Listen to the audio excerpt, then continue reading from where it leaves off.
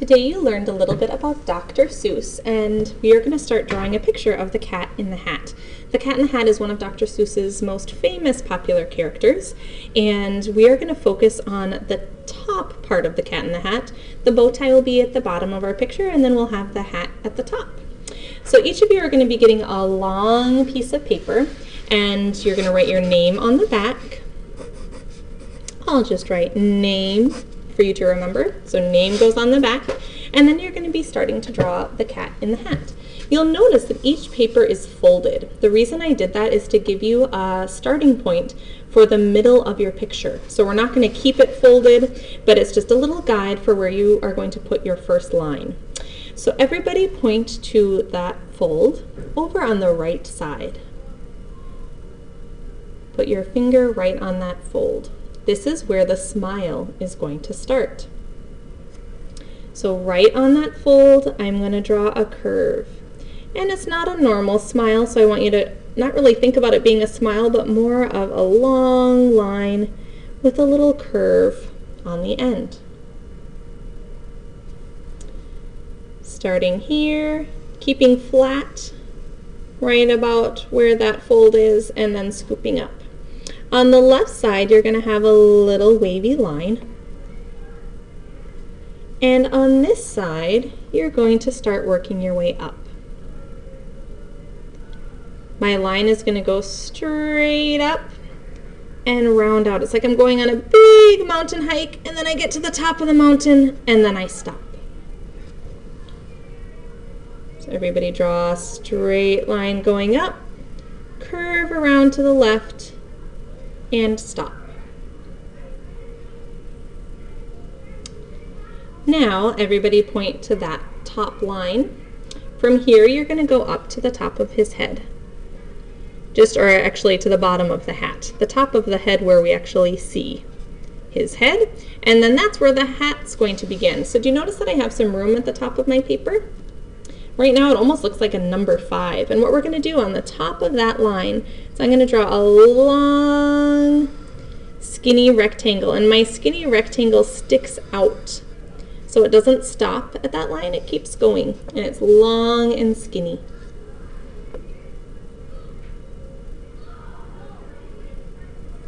When that is drawn, we're going to start right above our line, and this is going to be the top of my hat. And I don't have a lot of room for my hat, but there's enough that I'll be able to add some stripes. So bring that hat all the way to the top of the paper.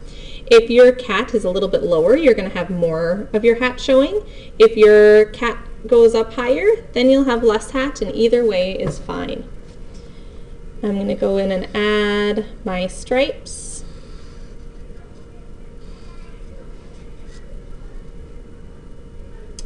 Now you add your stripes.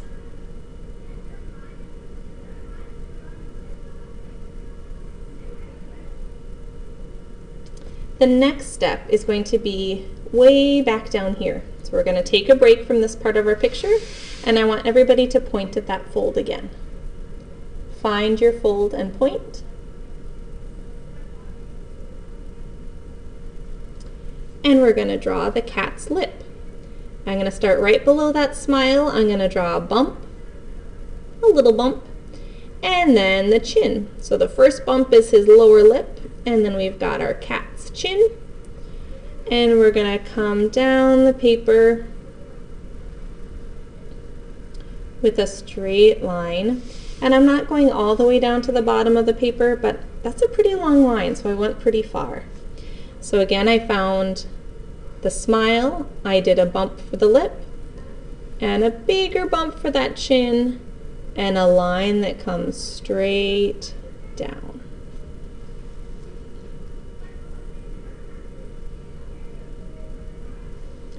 We're going to travel up to the top of our paper again, and I want you to point at the corner of the hat, the back corner of our hat is where our ear is going to be, and we are going to do overlapping. So I'm going to start with kind of a leaf shape. The cat in the hat has kind of a leaf-shaped ear, and right now it's hard to tell what's in front and what's behind. So I'm going to use my eraser, and I'm going to erase all of those lines that are in the middle of my ear shape.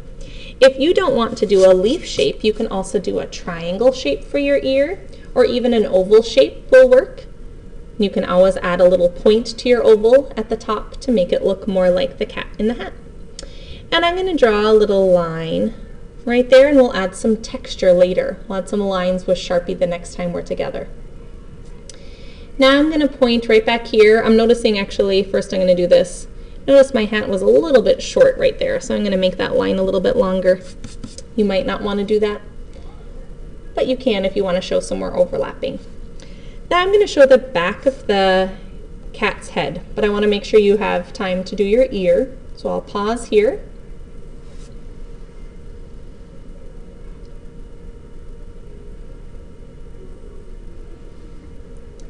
And now we'll do the back of the head. For the back of my head, I'm going to do a little bit of texture. Texture shows how something feels. And the cat in the hat has kind of a furry texture on the back of his head, so I'm using a zigzag line, but I'm also kind of drawing a curve at the same time. So it's a curved zigzag to show the back of his head. And when I get down next to his chin, I'm going to draw the other side of the cat in the hat's skinny neck. You can also do this as a smooth line if the zigzag feels tricky. Go all the way from the back of that ear, curving down underneath his smile, and then switching to a long line for the other side of his neck. While we're down here, we can think about his bow tie. The cat in the hat has a big floppy bow tie. If you look at the picture, this is where we are at. So I'm going to start with kind of a oval or circular shape in the center, and then I'm going to do big bows on both sides. And his bow is pretty floppy, so again, yours doesn't have to look exactly like mine. But let's start with the same basic shapes. I'm going to start with kind of an oval right in the middle of his neck. Yours can be a circle, or even a square or rectangle works too. And I'm going to draw a big floppy shape over on this side. Almost looks like a sideways heart. And a big floppy shape over here. And just one shape coming down where the bow is hanging. If you have more room, you can show that whole bow. Again, I started with a shape in the middle, a big floppy shape on the right, a big floppy shape on the left. And to make it look like that fabric is wrapped around, you can add a couple of lines, and that makes it look a little more realistic. The only other thing we're going to do down at the bottom of your paper today is add the shoulders. So I'm going to just draw two lines kind of behind my bow to show where my cat's shoulders come down the paper.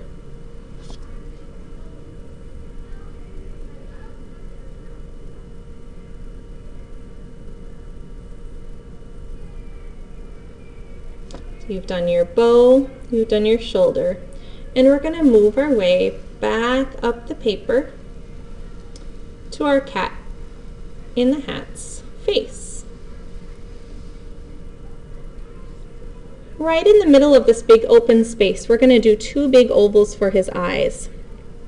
I'm going to do one oval here and one oval there. And if you look closely at the cat in the hat's drawing, at Dr. Seuss's drawing, you'll notice that there's some little lines around it. Almost looks like a big number 6 and a big number 9. There's little lines kind of hanging down.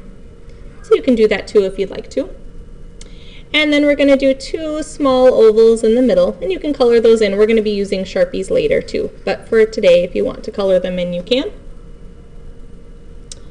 My cat looks really surprised. And then I'm going to add an oval nose, and again you can color that in too, with a little line right below it.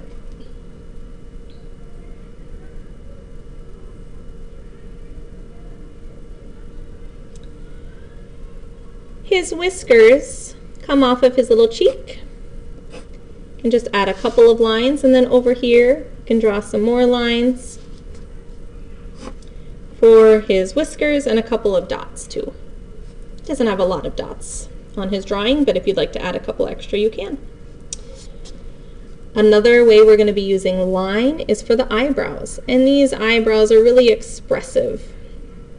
That means they show a lot of emotion. They look kind of happy and excited. They look like he's got some ideas going on in his head.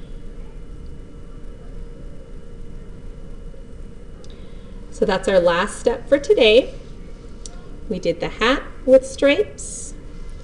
We have our overlapping ear, our eyebrows, eyes, nose, whiskers, big grin, texture on the back of the head, a long neck, and our big red bow tie.